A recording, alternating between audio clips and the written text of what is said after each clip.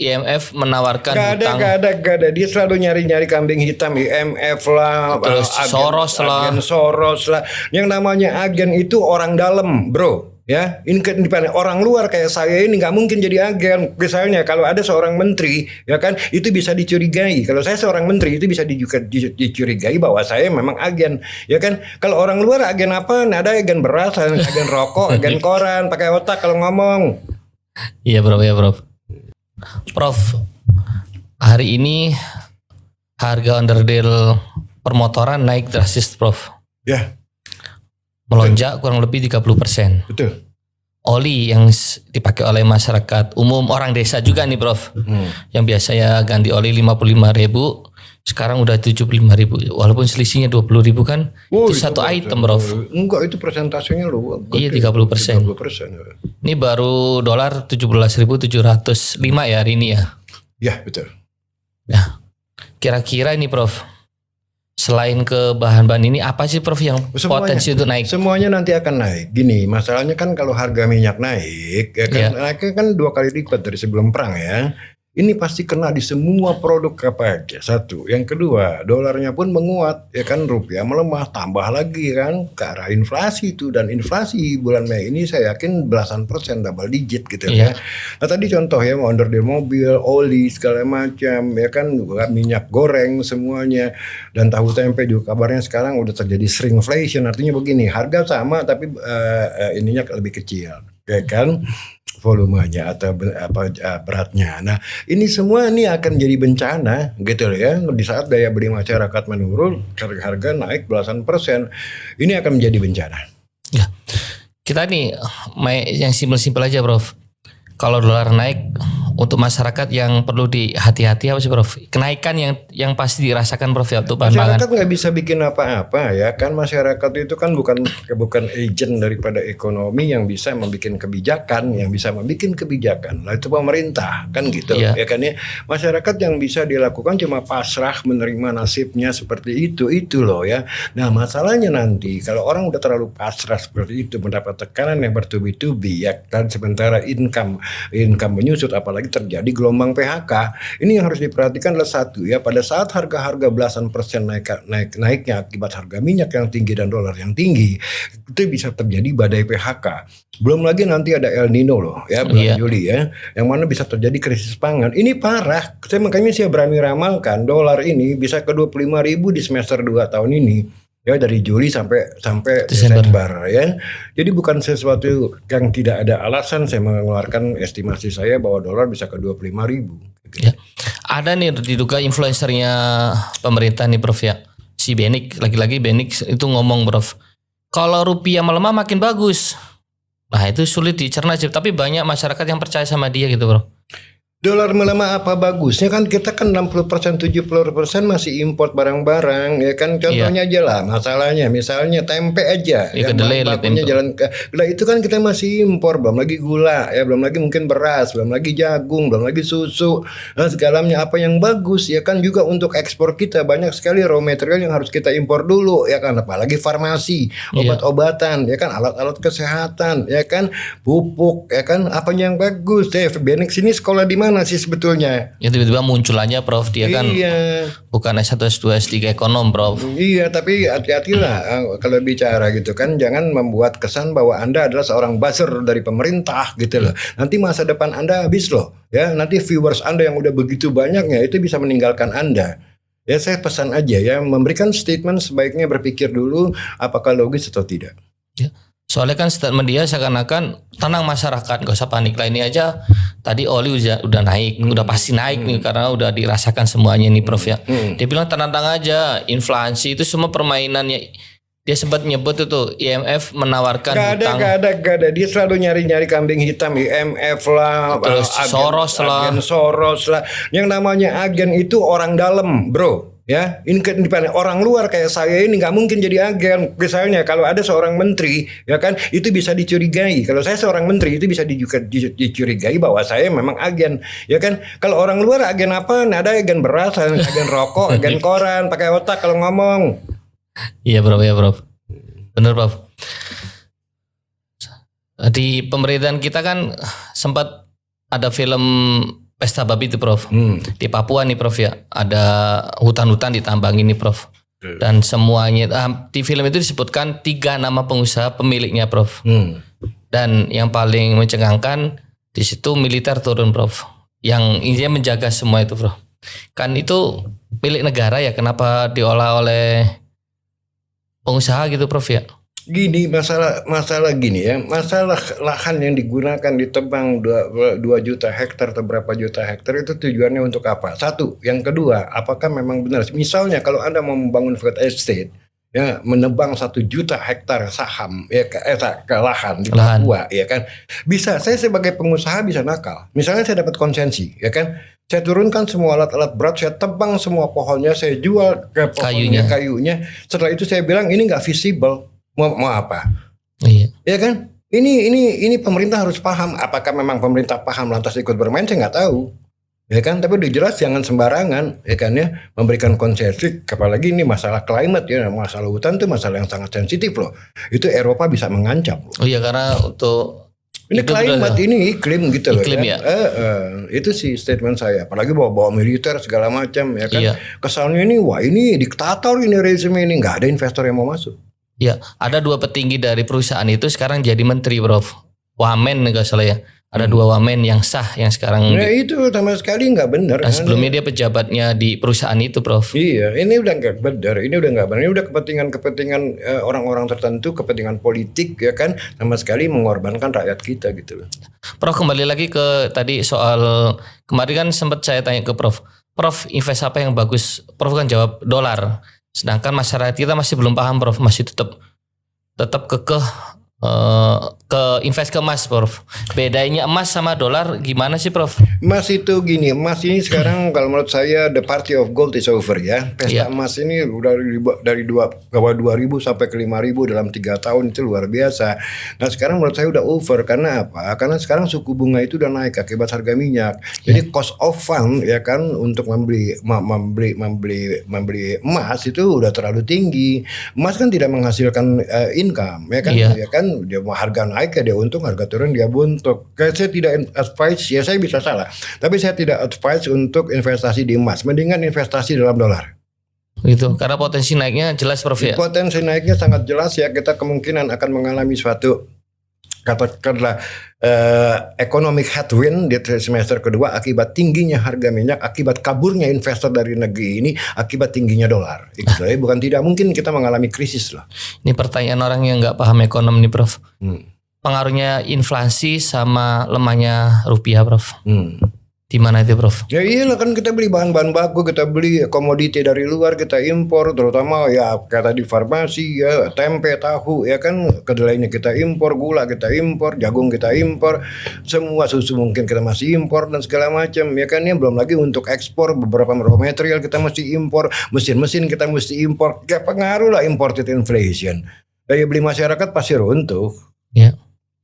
Betul. Tapi saya kalau ngebaca dari Pak Prabowo ini kan bikin Prof, kan kemarin sempat disampaikan tuh TNI AD kalau nggak salah fokus untuk nanam ubi ya, terus TNI AL itu jagung, Polri itu saya lupa itu kedelai atau apa gitu.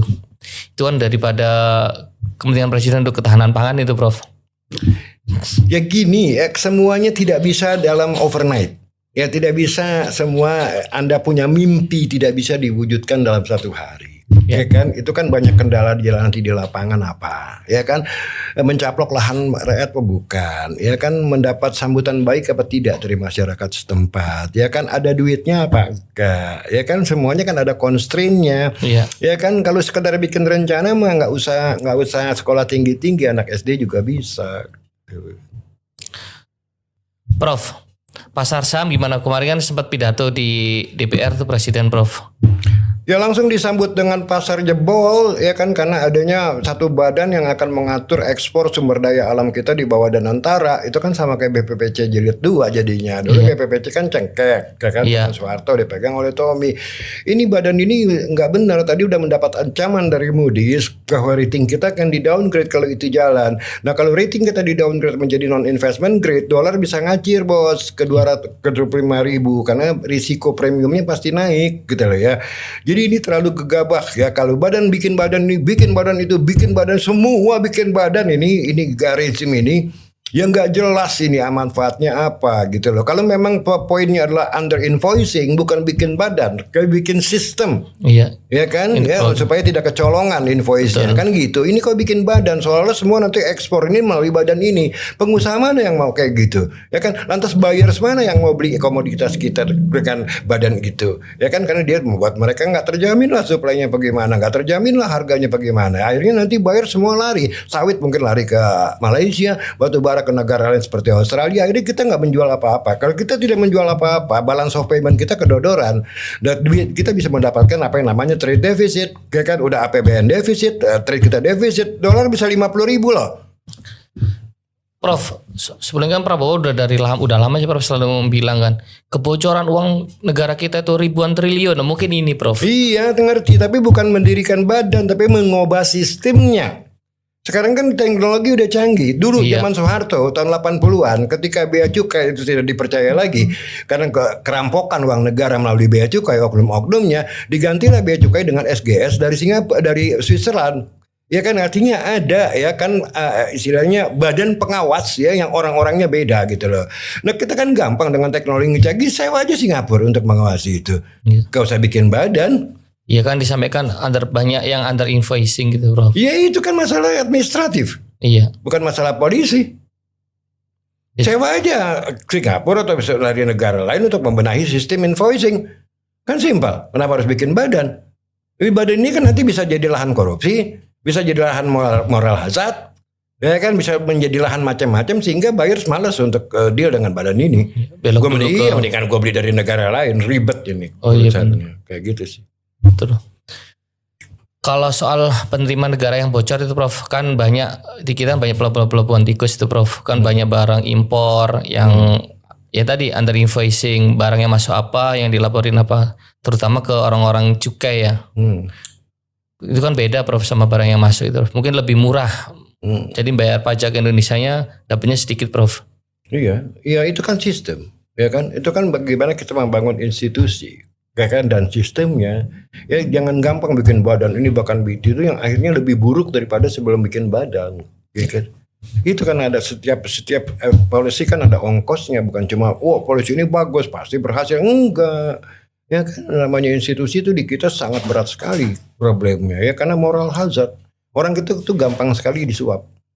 Prof, saya kan punya beberapa media nih Prof, mengamati pergerakan media, saya kayak ngebaca ada terstruktur gitu Prof, kayak istilahnya ingin, bahasa kasarnya Prof ya, kayak ingin menggulingkan presiden, menggantikan, ada orang yang diuntungkan gitu. Oke, saya nggak tahu, saya nggak mau masuk ke dalam ranah politik ya. Dalam kasus ini kebijakan presiden ini tidak mensejahterakan rakyat, malah membuat investor kabur. Kalau investor kabur tidak investasi, ini akan terjadi badai PHK.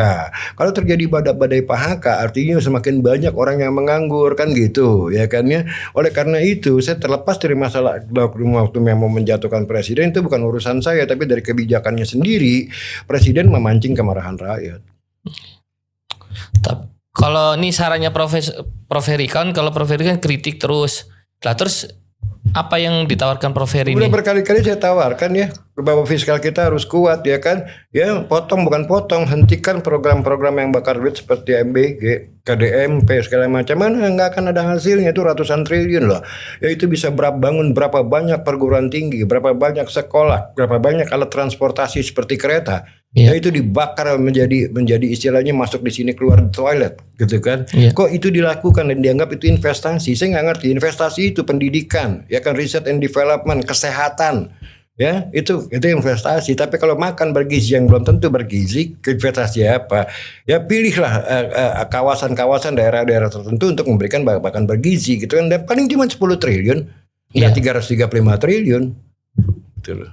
Tapi ini kan bagian dari janji presiden Prof. Dia nggak ada yang nagih juga janji itu, siapa yang nagih? Ya orang-orang di kota-kota besar ya kan, yang kecukupan ya kan, nggak ada tuh minta-minta makan bergizi. Malah ini sekarang dipaksakan masuk ke kampus. Kayak UI kayaknya nolak gitu kan ya. Kampus bukan dapur. Jadi dalam tempat orang menimba ilmu. Iya kan? Ini aneh gitu loh ya. Jadi program ini sangat aneh dan ini masyarakat tahu dan masyarakat pasti marah. Udah banyak kan di medsos berguliran tentang MBG ini.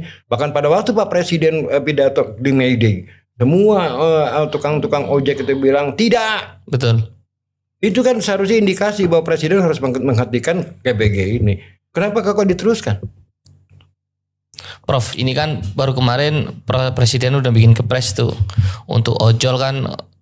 Coba potongannya 8% tuh gimana itu Prof? Membunuh. Kalau operator daripada ojol ini seperti GoTo and Grab bilang saya tidak bisa menanggung beban operasional dan saya stop ini, itu jutaan orang menganggur loh, driver ojol. Ini juga salah. Gitu loh ya, jangan sok membela buruh tapi akhirnya membunuh buruh. Iya, jadi ini buruh pengangguran gitu loh. Nggak ada yang bagus dari program ini. Jangan membunuh bisnis. Sebab yang menciptakan lapangan kerja adalah bisnis. Iya. Negara kan nggak bisa ngasih lapangan kerja. Malah lucunya pada waktu program MBG ini dijalankan, Menteri Bappenas bilang MBG lebih penting dari lapangan kerja. Itu sekolah di mana? Benar. Kan aneh. Ini kan berarti ada sesuatu yang memang buat mereka nih ada sesuatu yang mereka tuju gitu kan. Gak tahu apa. Tapi jelas aneh. Tugas negara adalah menciptakan lapangan kerja, bukan ngasih makan gratis. Di mana-mana begitu. Orang hidup ini mengharapkan dapat kerja, bukan dapat makan gratis. Ya, kayak pengemis. Kan begitu. Betul nggak? Betul. Ya sih dilihat dari kepala PGN aja bukan orang ahli gizi, malah ahli kimia. Iya, ahli serangga. Kan lucu ya kan? Pantesan banyak yang keracunan. Iya, mungkin. Menteri Bappenas harusnya kan ekonom. Perawat pemudi itu pakar peternakan selesai ya. Iya. Semua nggak ada yang benar orang-orang yang dimasukin ke dalam pos-posnya. Ini kritik saya. Siapa yang percaya investor masuk ke Indonesia? Ya kalau kabinetnya kayak gitu.